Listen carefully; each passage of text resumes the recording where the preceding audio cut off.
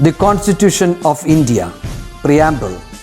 We, the people of India, having solemnly resolved to constitute India into a sovereign, socialist, secular, democratic republic and to secure to all its citizens justice, social, economic and political, liberty of thought, expression, belief, faith and worship, equality of status and of opportunity, and to promote among them all fraternity, assuring the dignity of the individual and the unity and integrity of the nation. In our Constituent Assembly, this 26th day of November 1949, do hereby adopt, enact and give to ourselves this Constitution.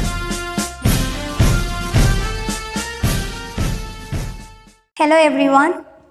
I know you people are spending the good times with your family members, right? So, the parents' treasure are their kids.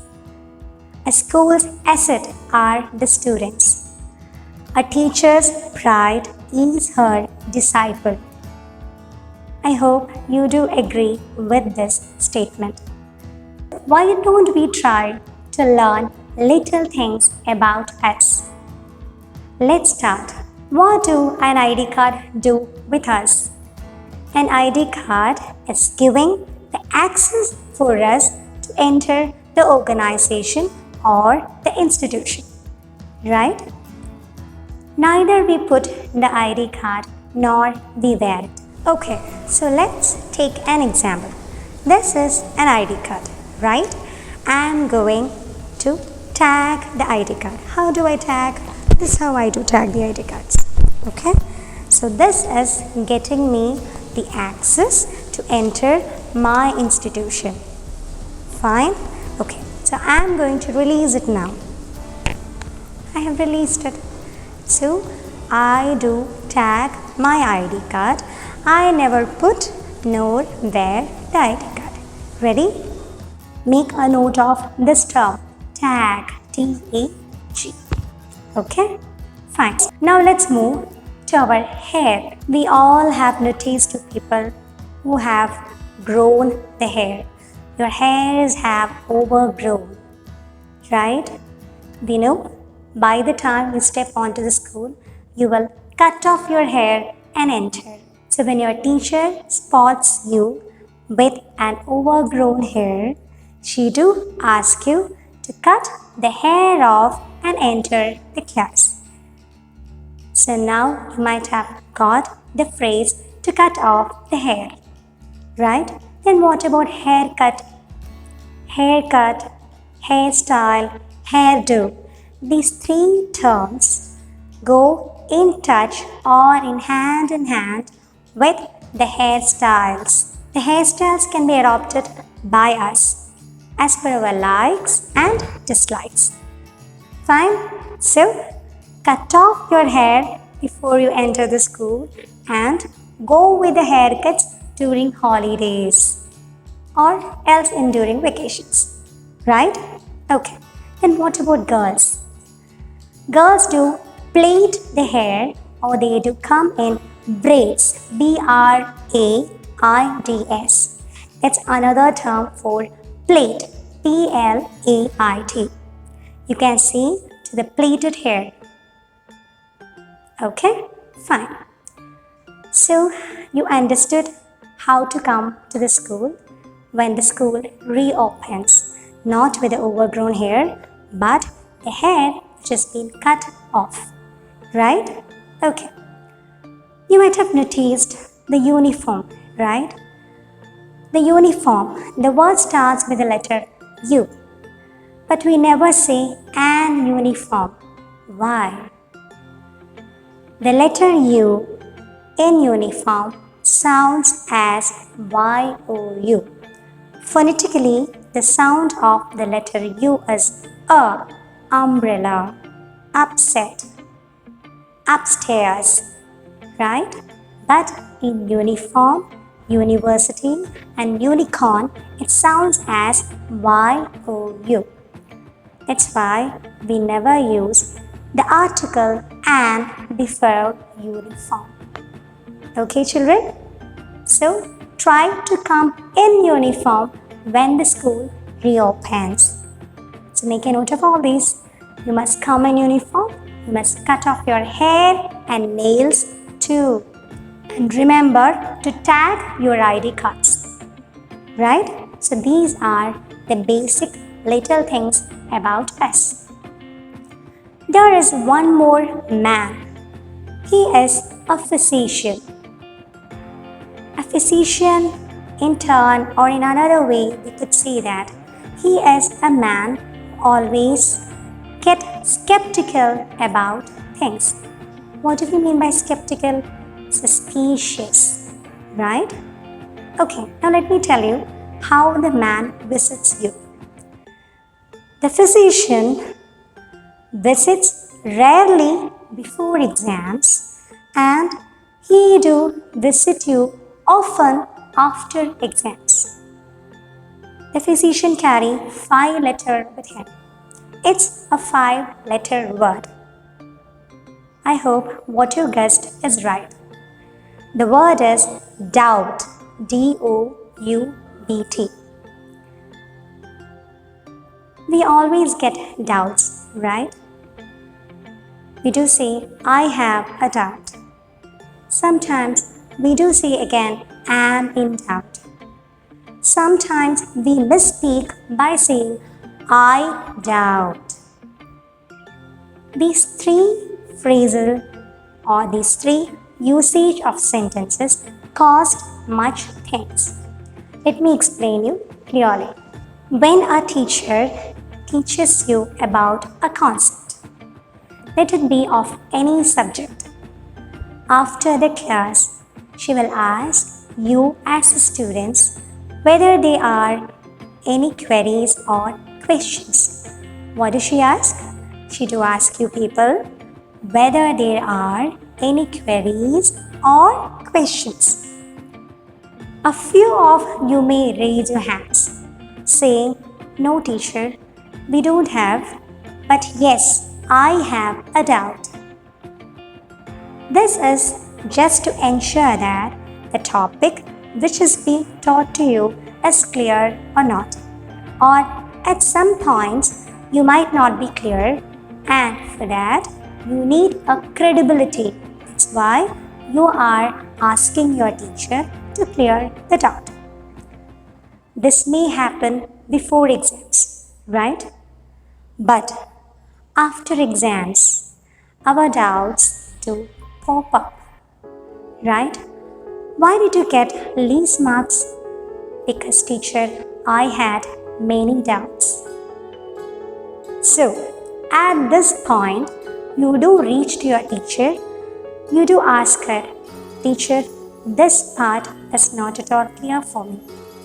Could you please clarify from this part? You are asking for a clarification. This is about making clear and to clarify the doubts you carry within your mind. Okay? So you will be asking her why this happened. Is there any example for this? So she will be able to give you the reasons at that time. Right? So this is how a clarification moves. So what about another one? So I told you already, in case if you have any incredibility with the subject, you can tell the teacher that you have a doubt, right? In case if you need a clarification with the teacher, just ask her, teacher, I am in doubt, please do clarify with this topic. Okay? Good. Hope you understood both concepts very well. Now let's move to the other one, the other usage of sentence, I doubt.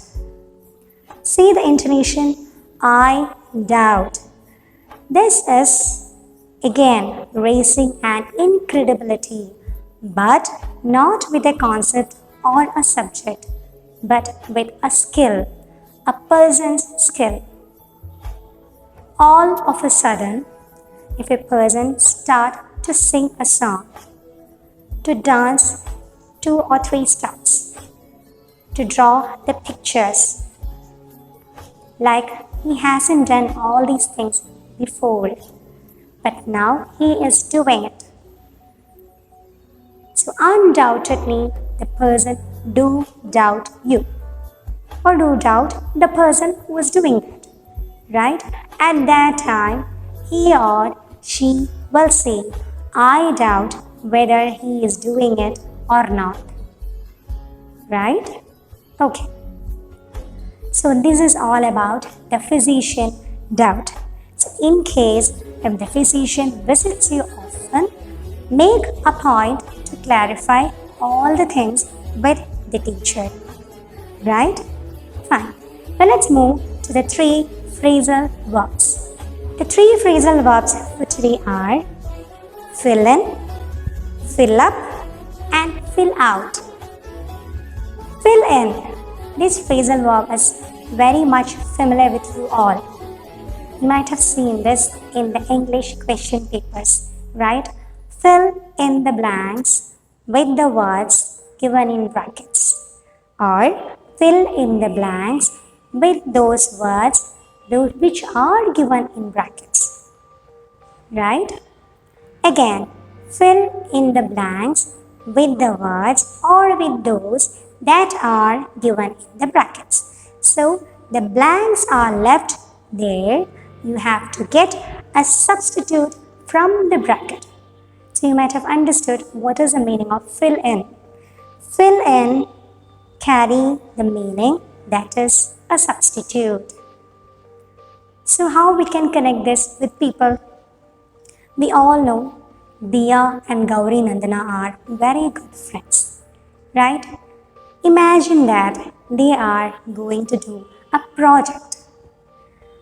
And between the project, Diya tells Gauri Nandana to release from the project. So Gauri Nandana do ask Diya, if you are getting a release from the project, whom I can fill in, whom you can suggest as a substitute or a person instead of you. So how does she say? I have Anjana for that. So Anjana to fill in for Diya. So Anjana is getting a vacancy in Diya's place. So Anjana turns as fill in for Diya. Hope you got the phrasal verb in the very perfect way. This is how it goes, right? Then what about fill out? Think about claims, C-L-A-I-M. What do we know as claim? You might have heard about life insurance claims, accidental claims, and so on, right? The claim is our right for something else. Let it be for the money, let it be for the plot, let it be for the bill of a home or a house. Clear? So here, when you move to a hospital to claim for an insurance or to claim for the money from ESI or something else, they will give you a form to fill out. Why they are asking you to fill out? Because there are proper places and there is a proper authority who do go through the form and they will ensure that this is being filled out by the person who is or who has a right to go with that. The person who is filling out the form must carry a right to claim for that. That's why he is filling out the form. Clear? So filling out or fill out is a phrasal verb which asks you to fill the things which go officially. Remember, so when you go or when you move to Panchayat office or village office, if they are giving you a form where some things or some areas are left blank, think about the phrasal verb fill out. So I must fill out this form. Okay? Right. Then what about fill up? How did I say? Fill in, fill out, fill up. We all will be awaiting for the lunch bell, right? When the clock strikes 12:30 or when the bell rings for 12:30, you do get ready for the lunch. You do rush to wash your hands, climb up the stairs, run through the hallway, and you do reach your class. After reaching the class, you do open your tiffin box, you do gulp the food. Remember to chew the food. We all know you are running in short of time to play in the ground. But chew the food properly, right? Okay, let it be. After chewing the food, you will look for the water bottle. At that time, you realized that there is no water in the bottle. What do you do with the bottle? Nothing can be done, right? And we can't ask anybody to give the water to because their bottles are also turned empty. So how do we do with the bottle then? We do run to the mess and we will fill up the bottle and come to the class. So remember to fill up the bottles when the bottle is running in short of water. So bottle is running in short of water means bottle doesn't carry water. Clear? Okay. So try to fill up your bottles even if you are at home and get a sip out of it every time. Clear? Okay. Now let's move to the other two known terms. Have you seen an A4 sheet? If not, you can see to this. An A4 sheet, as of now it's been called, was an officio years back. The A4 sheet was called as a foolscap page. We used to say, right, foolscap page, take a foolscap page. How do we spell it? Fullscap, right? This is how we spell it. But that is absolutely wrong. It's not a foolscap page. It is a foolscap page. This was an officio which was used for official purpose in Britain. Okay, and this page carried a foolscap watermark at the bottom of the page. And from years, we call the page as foolscap page. So remember to call this kind of a page as A4 paper or A4 sheet. Clear, children? Okay. Now let's move to the other term, that is plated to. Plated to means served. For example, you are conducting a function at your home. You are asking one of your relations, let it be your mother, has the food been served? So she does tell you, yes, the food is being plated to, or the food has plated to the plates. That means the food has been served. Now we are waiting for the guest to come and have it. Right? So plated to means served. Clear, children? I hope this class 2 turned very useful for you today.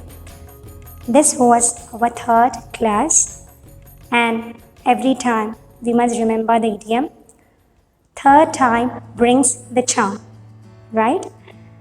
So dear children, make sure to do the assignments that's been provided to you. Never delay for that. Try to send it so soon. Meet you in the next session with some different varieties of activities and some other tasty bites related to the meals and the meal times. So that's all for today, children. Till I meet with the next topic, it's bye from me. Bye-bye.